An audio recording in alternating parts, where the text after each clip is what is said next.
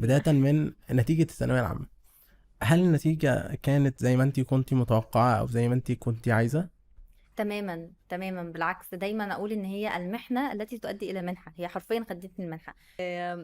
كان نفسي ادخل هندسه جدا جدا من ايام التطوع. احنا بدات اشتغل في حضانات انترناشونال وعالم اللغه العربيه لغير الناطقين العربيه، وكنت بدرس رسم. وبعدين من الرسم اكتشفت اني بحب الديكور، فبدات ان انا اشتغل ديكورات، وكنت حلمي ان انا ابقى مهندسه ديكور.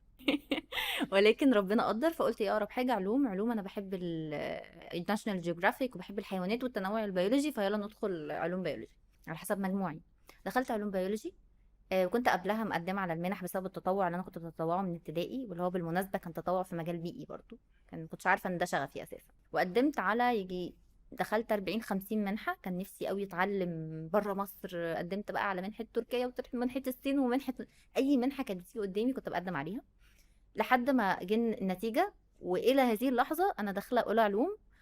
وانا ما جاليش اي acceptance letter. كلهم you are rejected, you are rejected, you are rejected. Unfortunately we are informing you that you are في الاخر rejected madam. ريجكتد برضه. كاتبين لي باراجراف فوق، ليه؟ طب ما تديني rejected في الاول ارتاح. ف الحمد لله خلصت اول ميد ترم. ما كانتش نتيجته طلعت، ولقيت مكالمه بتجيلي وتقول لي الاء انت اتقبلتي في منحه برايفت يونيفرسيتيز.